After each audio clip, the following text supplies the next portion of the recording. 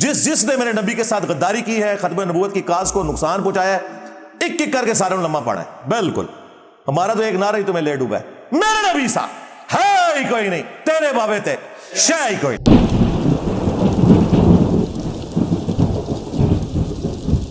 ایک بندہ آپ کو قرآن بتا رہا ہے ایاک نعبد و ایاک نستعین، اور آپ آگے سے کہہ رہے ہیں سن فریاد پیراں دیا پیرا، میری فریاد سنی کن تھر کے ہو، بیڑا میرا وچ کپراں دے جتے مچ بھی نہ بہندے ڈردے ہو، بیڑا تہاڈا ڈوب دیتا میں. یہ کہتے ہیں جی پھر سلطان بہو نے کیوں کیا سی عبد القادر جیلانی نے انہوں نے مدد کے لیے پکارا ہے، ان کو قرآن نہیں آتا تھا. نہیں آنا سی جی جناب، لو سامو.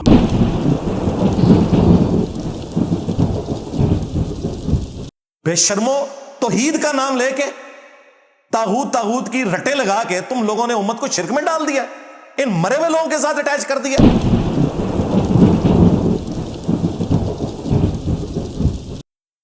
سورج کے جیسا ہے ہی کوئی نہیں، تیرے بابے تھے شے ہی کوئی نہیں، لے جاؤ دب جاؤ انہوں.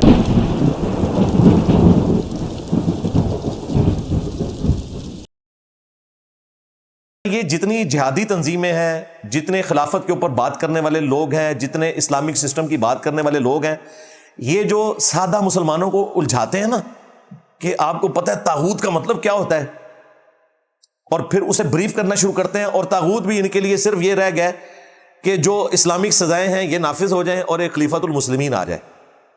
جو تصوف کے نام کے اوپر سب سے بڑا طاغوت ہے اس امت میں، اسلام کے پیرلل میں ایک ریلیجن لانچ ہوا ہے، اور اسلام کا نام لے کر قبر پرستی کا دین، مرے ہوئے لوگوں کو مدد کے لیے پکارنے کا دین، قرآن و سنت کو پسے پش ڈال کر بابوں کی لکھی ہوئی کتابوں کے اوپر ایمان لانے کا دین، یعنی کہ دین تصوف. یہ سب سے بڑا طاغوت ہے جس نے ایک پیرلل میں ریلیجن کھڑا کیا. اسلام میں جو اصل چیز ہے نا کہ آپ نے طاغوت کی مخالفت کرنی ہے، وہ یہ ہے کہ آپ کا عقیدہ توحید ہونا چاہیے، ایک خدا کو ماننا. ایاک نعبد و ایاک نستعین، اے اللہ عبادت صرف تیری کریں گے، دعا بھی صرف تجھی سے مانگیں گے. یہاں نستعین سے مراد ہے دعا کرنا. یہ وہ مدد نہیں جو ہم ایک دوسرے کی کرتے ہیں، وہ ظاہری اسباب ہے، اس کا حکم ہے قرآن میں وَتَعَاوَنُوا عَلَى الْبِرِّ وَالتَّقْوَى وَلَا تَعَاوَنُوا عَلَى الْإِثْمِ وَالْعُدْوَانِ. نیکی اور پرہیزگاری کے کاموں میں ایک دوسرے کی مدد کرو اور برائی میں الگ رہو. آپ یہاں بیٹھے ہوئے ہیں، میں آپ کو کہتا ہوں مجھے پانی پلا دو، آپ مجھے پانی پلا دیں گے، یہ ظاہری اسباب ہے. لیکن آپ ہیں بغداد میں، وہاں بھی قبر کے اندر دفن ہے، اور میں آپ کو فون ملاتا ہوں کہ غوث پاک 2 بوتلیں نیسلے دیاں بھیج دو، قیامت تک نہیں بھیج سکتے. وہ اللہ کے پاس جا چکے. یہ لیتے ظاہری اسباب ہیں اور اسے مرے ہوئے بزرگوں کو ثابت کرتے ہیں. بارش کون برساتا ہے؟ اللہ. ڈیوٹی کس کی ہے؟ فرشتوں کی. اگر آپ فرشتوں سے بارش مانگیں گے آپ مشرک ہو جائیں گے. دعا آپ نے اللہ سے کرنی ہے، اللہ کی مرضی ہواؤں کو حکم دے، فرشتوں کو حکم دے، جنات کو حکم دے، یا ان کے بابوں کو حکم دے دے، چلو خوش ہو جاؤ. پکار نہیں سکتے خدا کے سوا کسی کو. ایاک نعبد و ایاک نستعین. کہتے ہیں یہ تو لکھا ہوا ہے کہ اللہ کو ہی پکارنا ہے مدد کے لیے، دعا اسی سے کرنی ہے. یہ کہاں لکھا ہے کہ اللہ کے سوا کسی اور کو نہیں پکارنا؟ اب دیکھیں کتنی بڑی روند ہے. ایاک نستعین، تجھی سے مدد مانگتے ہیں. اس کے اندر جو زور ہے وہ بتا رہا ہے کہ صرف دعا اللہ سے ہونی ہے. ہم کہتے ہیں آگے چل، یہ بہانے بنانا چھوڑ، ہم تجھے آیت بھی قرآن سے بتا دیتے ہیں جس میں منع کر دیا گیا کسی اور سے دعا کرنا. امن یجیب المضطر اذا دعا، بھلا بتاؤ تو کون ہے جو مصیبت اور پریشانی میں گھرے ہوئے شخص کی فریاد کو سنتا ہے. سورۃ النمل کی آیت نمبر 62. وَيَكْشِفُ السُّوءَ، اور اس سے اس کی برائی کو دور کر دیتا ہے. وَيَجْعَلُكُمْ خُلَفَاءَ الْأَرْضِ، اور تمہیں زمین پر اگلوں کا خلیفہ کرتا ہے. اَإِلَٰهٌ مَّعَ اللَّهِ، کیا اللہ کے ساتھ کوئی اور معبود بھی ہے؟ قَلِيلًا مَّا تَذَكَّرُونَ، بہت کم ہی تم نصیحت حاصل کرتے ہو. اس آیت میں اللہ تعالیٰ نے فرمایا کہ جس کے بارے میں تمہارا یہ عقیدہ ہے کہ مصیبت اور پریشانی میں وہ تمہاری التجا اور دعاؤں کو سنتا ہے، فریاد کو، گویا تم نے اسے معبود مان لیا. یا علی مدد، یا شیخ عبد القادر جیلانی مدد کا مطلب کوئی سادہ نہیں میرے بھائیوں. اس کا مطلب یہ ہے کہ آپ نے عبد القادر جیلانی کو اور مولا علی کو اپنا الہ مان لیا ہے. آپ بے شک کہتے ہیں وہ اللہ کے بندے ہیں، لیکن آپ نے جو خوبی تھی الہ کے حق میں وہ مخلوق کو دے دی کہ فجر کی نماز مسجد میں پڑھ کے نکلتے ہیں اور ساتھ ہی جو دربار ہے وہاں اسے مانگ کے پھر گھر آتے ہیں. تو نماز میں کیا پڑھ کے آیا؟ ایاک نعبد و ایاک نستعین. پھر اس مرے ہوئے شخص کو پکار کے آیا جس سے تیری مدد کی ضرورت تھی, اس سے تو مدد مانگ کے آیا. اسباب کے نام کے اوپر دھوکہ دیا ہوا ہے. نہیں جی, بزرگوں کو ہم نے وسیلہ اور توسل بنایا. اور وسیلہ اور توسل یہ ہوتا ہے کہ اس بندے کو آپ کہتے ہیں, تم تو ڈائریکٹ بزرگوں کو کہتے ہو. اگر آپ کی یہ ڈاکٹرن مان لی جائے نا, پہلی بات تو یہ ہے کہ آپ کے بزرگوں کی کوئی ڈیوٹی نہیں ہے, وہ فرشتوں کی ڈیوٹی ہے, فرشتوں سے کوئی بارش نہیں مانتا. اور اگر آپ ڈیوٹی مانتے ہیں تو بھائی سب سے بڑی ڈیوٹی تو سورج کی لگی ہوئی ہے جی. اس پلانٹ ارتھ پہ اسباب میں نمبر 1 مشکل کشا اگر کوئی ہے نا, تو وہ کوئی فرشتہ نہیں, کوئی بزرگ نہیں, کوئی پیغمبر نہیں, سورج ہے. ایون پیغمبروں کی زندگی خود اس سورج کے اوپر ڈیپینڈنٹ ہے. اگر آپ کے کتنے لکھے, قرآن میں لکھا ہوا ہے عیسیٰ ان کی ماں روٹی کھانے کے محتاج تھے. روٹی کہاں سے آتی ہے؟ سورج کی برکت سے. سورج کی روشنی کی وجہ سے پودے اپنی غذا کو تیار کرتے ہیں, ان پودوں کو ہم کھاتے ہیں, ان پودوں کو جانور کھاتے ہیں, ہم جانوروں کو کھاتے ہیں. یہ پورا نظام چل رہا ہے سورج کی وجہ سے. دنیا پہ ہواؤں کا چلنا, موسموں کا بدلنا, کھیتیوں کا پکنا, ہر زندہ مخلوق کا زندہ رہنا.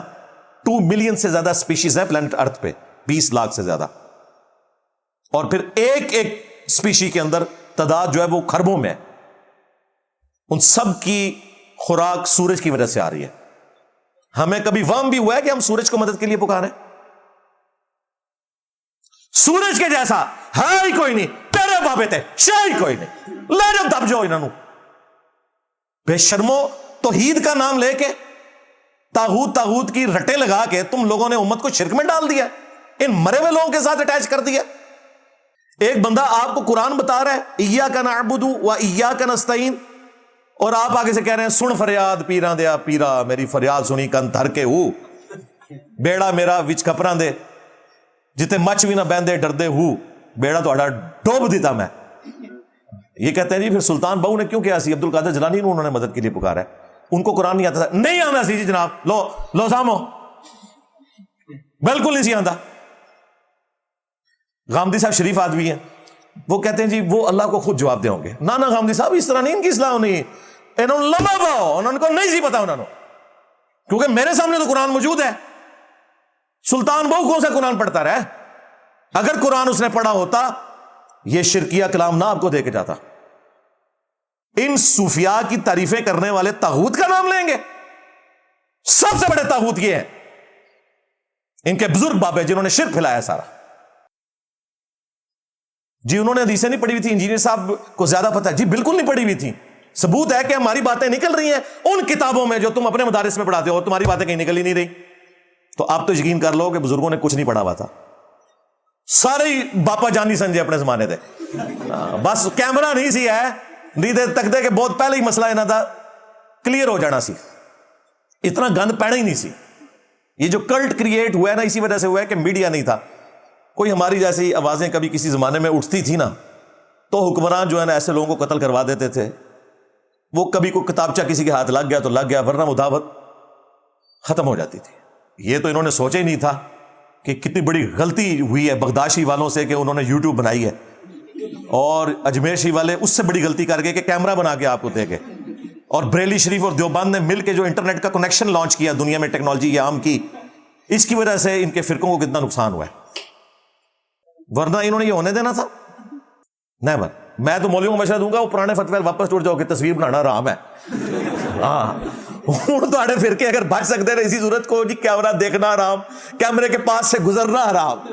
ہاں کسی کے موبائل میں کوئی کلپ آ جائے تو دور سے اس موبائل کو دیکھنا بھی حرام. تاں فرقے بچنے جائے, ورنہ مین یہ کوئی بابا چھڑنا. بالکل جس نے میرے نبی کے ساتھ غداری کی ہے, ختم نبوت کی کاز کو نقصان پہنچایا ہے, ایک ایک کر کے سارے لمحہ پڑا ہے. بالکل ہمارا تو ایک نعرہ ہی تمہیں لے ڈوبا ہے, میرے نبی سا ہے ہی کوئی نہیں, تیرے بابے تھے شے ہی کوئی نہیں. جب تک آپ کتا کنویں سے نہیں نکالیں گے, 20,000 ڈول بھی نکال لیں, کنویں کی بدبو ختم نہیں ہو سکتی. جب تک آپ نے مولویوں کو, بابوں کو اس اسلام کے بابرکت کنویں سے باہر نہیں نکالا, اس وقت تک آپ کو اسلام کی تعلیمات کا فیض نہیں پہنچ سکتا. سیدھی سی بات. یہ ذمہ داری آپ کے بزرگوں نے پوری نہیں کی, آپ نے بھی نہیں کی. تو دیکھیں اللہ نے ایک ناتواں شخص کی ذمہ داری لگائی ہے, انہیں چک چھڈے جے سارے بابے. پی گیا جو تواڈے بابے نو پی گیا جے, پی گیا جے تواڈے پیو ماں پیراں نو سارے نکلو باہر, اسی پھر بھی نوکری ادا کردے پئے. ਅਸੀਂ ਫਿਰ ਵੀ ਨੌਕਰੀ ਅਦਾ ਕਰਦੇ ਪਏ ਓਏ ਮਿਰਜ਼ੇ ਦੇ ਖਿਲਾਫ ਤੁਹਾਡੇ ਪਿਓ ਨੇ ਕਰਨੀਆਂ ਨੇ ਨਿਕਲੋ ਬਾਹਰ स्टेज पर बैठने वाले हाथ खड़ा करके बताएं मुझे बताएं ये बात तमाशा करते हो फिर कहते हैं मसलक का काम नहीं होता मसलक वालों को तुम खुद रगड़ते हो और जरा ਤੁਹਾਡੇ ਪਿਓਾਂ ਨੂੰ ਪੈ ਗਿਆ ਹੁਣ ਤੁਸੀਂ ਚੁੱਪ ਬੈਠੇ ਹੋ ਆ ਨਿਕਲੋ ਬਾਹਰ ਨਾ ਨਾ ਸਰਕਾਰ ਬਦਲੋ ਉਹ ਖਾ ਗਿਆ ਨੇ ਤੁਹਾਡੇ ਬਾਬਿਆਂ ਨੂੰ ਖਾ ਗਿਆ ਪੈ ਨਹੀਂ ਗਿਆ ਖਾ ਗਿਆ ਹੁਣ ਇਹ ਪਹਿਲੀ ਗੱਲ ਤੇ ਪੁਰਾਣੀ ਹੋ ਗਈ ਖਾ ਪੀ ਕੇ ਢਕਾਰ ਮਾਰ ਛੜੇ